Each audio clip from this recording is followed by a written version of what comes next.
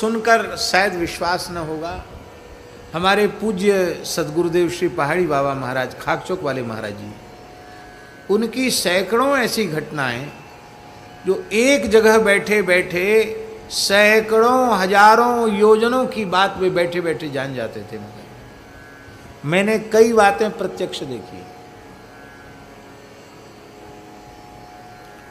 आपको सुनकर आश्चर्य होगा, बहुत पुरानी बात तो नहीं है।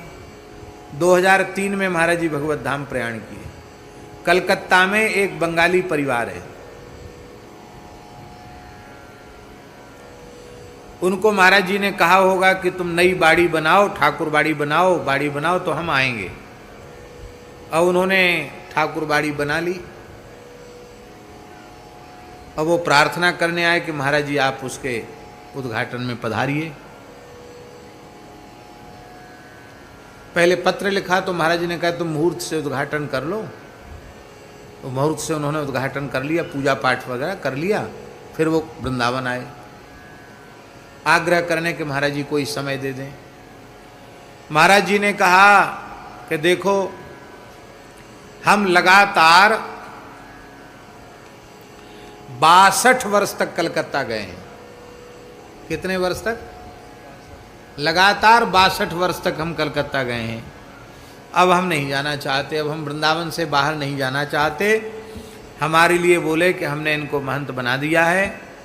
अब ये जब जाएंगे, पहले हम गुरु पूर्णिमा वहीं करते थे, जब ये जाएंगे तो इनकी पधरावनी हो जाएगी,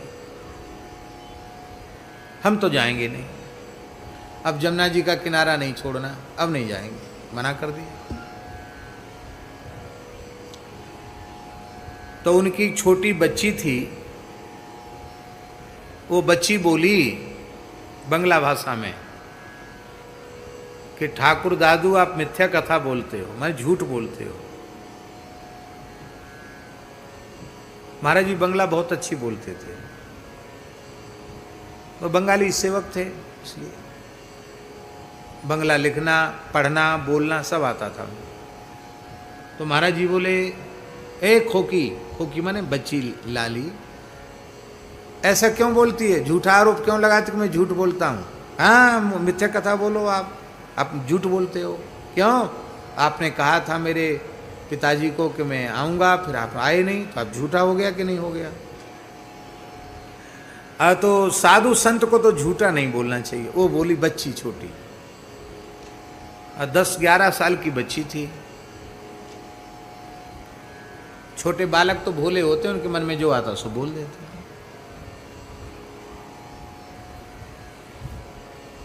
ये बात भी मेरे सामने हो रही थी। और दूसरे दिन सवेरे महाराज जी चाय पी रहे थे। हमारे केशवदास जी तो बहुत समय रहे वहाँ पुजारी के रूप में। तो लकड़ी का तो उसका नारियल का कटोरी रहती थी, उसमें चाय पीते थे। तो महाराज जी चाय पी रहे थे और वो उसका पिता और वो बेटी सामने बैठी थी। तो महाराज जी बोले चाय पीने को, ए खोकी इधर आए, देख हम तेरे घर हो आए, हमने अपनी बात सत्य कर दी, हम तेरे घर हो आए और कुछ खा के भी आए हैं, विश्राम करके आए हैं, तेरे घर हो आए हम। और उसके पिता बड़ा आश्चर्य कर रहे हैं कि महाराज जी तो यहीं हैं, कहाँ से हुआ है, इसके घर कब को हुआ है महाराज जी? तो महाराज जी ने मोहल्ले में कैसा मकान बना है, किस दिशा में उसका मुंह है, कितने कमरे हैं, ठाकुरवाड़ी कहाँ बनी है, किस रंग से पुता है, सब बात बता दी। जैसे कोई सामने रखी हुई चीज का वर्णन करे, ऐसे महाराज जी ने पूरे घर का बता दिया उसको। यही बात पूरी हो गई। हमको ऐसा लगा कि महाराज जी ने सपने में देखा होगा इसका घर, सिद्ध पुरुष हैं तो सपना भी उनका सही होगा, ये मैंने देखा। और जब 1 महीने पीछे हम कलकत्ते गए और उस घर में जब हम गए तो माता झरझर झरझर आंसू रोने लगी। बोले हमने डायरी में तारीख और समय लिख लिया है, रात्रि को 9:30 के करीब महाराज जी 9 बजे कोठरी में गए हैं अपने, बस 9:30 के करीब महाराज जी की बात सुनाई पड़ी। राम राजा दुख भंजन सकल पूर्ण काम, गोविंद गोपाल भज नारायण ऐसे बोलते रहते थे महाराज। देखिए महाराज जी आ गए, चरणों में प्रणाम किया, चरण धोए, स्वप्न नहीं प्रत्यक्ष। पूरे घर में घूमे, ठाकुर बाड़ी में गए, वहाँ नया कंबल बिछा दिया, एक तकिया बिछा दिया, महाराज जी उस पर बैठ गए। बोले देख तू स्नान कर, और स्नान करके, बंगालियों में पवित्रता बहुत होती है, आप लोग ऐसा नहीं समझना। हाँ, उनकी ठाकुर बाड़ी अलग होती है, ठाकुर जी के पात्र अलग होते हैं, जो वैष्णव परिवार है। और जो वैष्णव नहीं है उनका तो फिर कोई बात नहीं। जो वैष्णव परिवार हैं उनमें ठाकुर बाड़ी की पवित्रता बहुत होती है।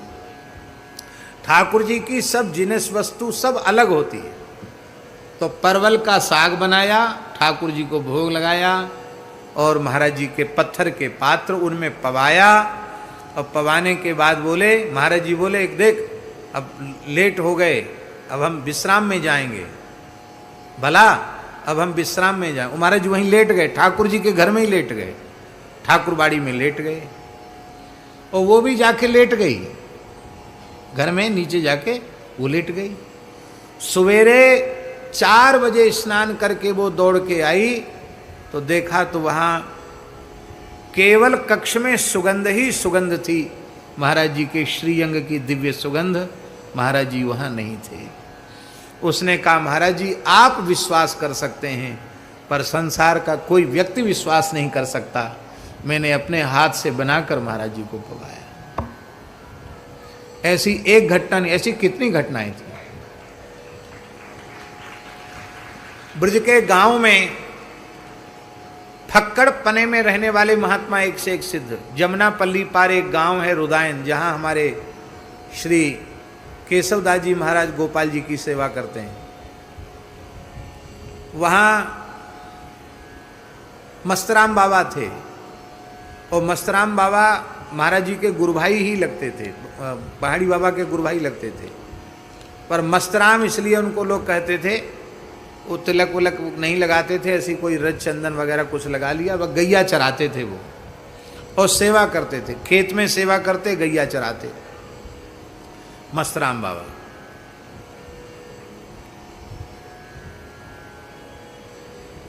धूना पर बैठे थे, रुदायन गोपाल मंदिर की घटना है, और सर्दियों का समय था, और उनके पसीना टपकने लग गया।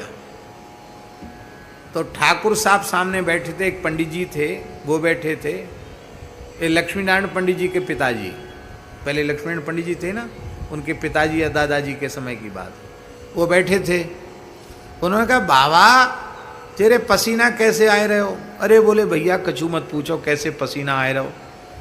तो बताया उन्होंने कि इतने कोस दूर पे एक ब्रजवासी बैलगाड़ी में कुछ माल लाद के ले जा रहा था, और बैलगाड़ी फंस गई मिट्टी में, कीच में, बैलों पर वो चल नहीं रही थी। हम वहाँ घूम रहे थे, तो हमने धक्का लगाया, पूरी ताकत लगाई कि बैलों पे जोर न पड़े। तो गाड़ी तो निकल गई, और बैलों को भी शांति मिल गई। तो उसमें हमने ज़्यादा जोर लगाया, उसी से पसीना आ गया। अरे बोले बाबा झूठ बोलवे को ठेको तेने ही ले राखे हो, अभी यहाँ बैठो बैठो तो बतरा रहे हो, कहे हम वहाँ गाड़ी खिंचवाए रहे हैं। तो बोले भैया मैं तो सांची बोल रहे हूँ, तो ये विश्वास ना हो तो जाके देख लो। वहाँ ठाकुर साहब थे, उस समय घोड़े चलते थे। तुरंत उन्होंने घोड़ा कसा और वहाँ पहुँचे। तो उस किसान व्यक्ति ने कहा कि मस्तराम बाबा यहाँ ना होते तो हम तो, हमारे तो बैल मर जाते, हम तो परेशान है जाते। ऐसी अब यहाँ बैठे थे, वहाँ एक शरीर से वहाँ घूम रहे थे, और देखने में ऐसे लगते थे कि बाबा कछु ना जाने से गांव के देहाती बाबा। गैया चराए हुए जा रहे मस्तराम बाबा,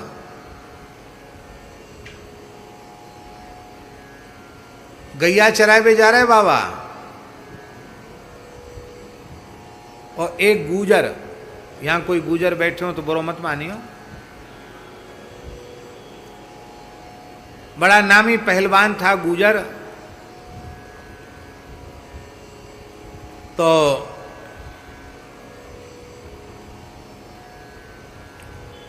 पहलवान कुछ मोटी बुद्धि के भी होते हैं। और फिर गुजर कहते नीम और करेला और नीम पर क्या कहते हैं, नीम चढ़ा। तो एक तो पहलवान है गुजर,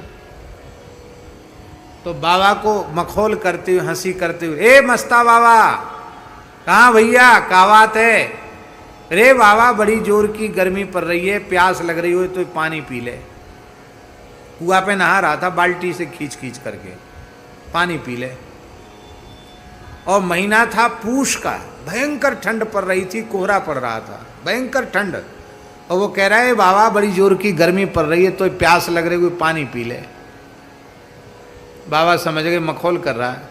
बोले भैया तू मुझे पानी ना पिवा पावेगो पहलवान, और तू स्नान ध्यान करके अपने काम में लग, तू हमें पानी ना पिवा। अरे कैसी बात कर रहे हो बाबा, मैं तो पानी ना पिवाए तो पाऊंगो? पी ले तू, झिक के पी ले, कितने पानी पिएगो? बाबा बोले गिनती करके बाल्टी पानी पिवैयो। 1200 बाल्टी पानी पी गए बाबा। कितना पानी पी गए? 1200 बाल्टी पानी पी गए। उसके हाथ एकदम ठंड में शून्य पड़ गए, सारी पहलवानी का नशा चला गया।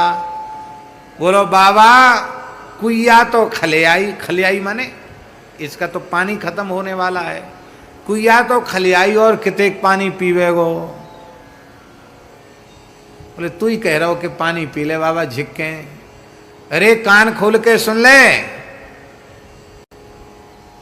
हमारे पुरखा ऐसे है कि चुल्लू भर में समुद्र पी गए, अगस्त जी महाराज। इसलिए संतन से मखौल मत कर, हम समुद्र पीवे वारे हैं, कुइया में तू हमारा कहा हमारी प्यास बुझावेगो। चरणों में पड़ गया महाराज। बोले अब किसी साधु के साथ मखौल मत करना, नहीं तो समझना अभी तो तेने कर दियो फिर बुरो होएगो तेरो। अरे बाबा ऐसी मत बोले, हाँ तेरो बुरो होएगो फिर तू मखौल करे। ना बाबा मैं क्षमा मांगू। चरणों में प्रणाम किया। फिर बाबा बोले देख तू बुरो मत मानियो, हम काऊ ब्रजवासियों को दुख नहीं दें। तेरो अमुक खेत सूख रहे हो, मैंने तेरो खेत सींच दियो।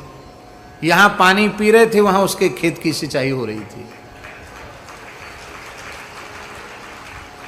गुजर गया, देखा भैया उस खेत में तो पानी नहीं था, पानी सिंच गया। आके बाबा के चरण पकड़ लिए। अब महाराज जी सुनाते थे, पहाड़ी बाबा महाराज, कि मस्तराम बाबा किसी ब्रजवासी के घर में चले जाते, छींके से माखन की मटकी उतार लाते, दही उतार लाते, और गांव की स्त्रियां उनको बाबा रसिया सुना, नाच दिखा बाबा रसिया।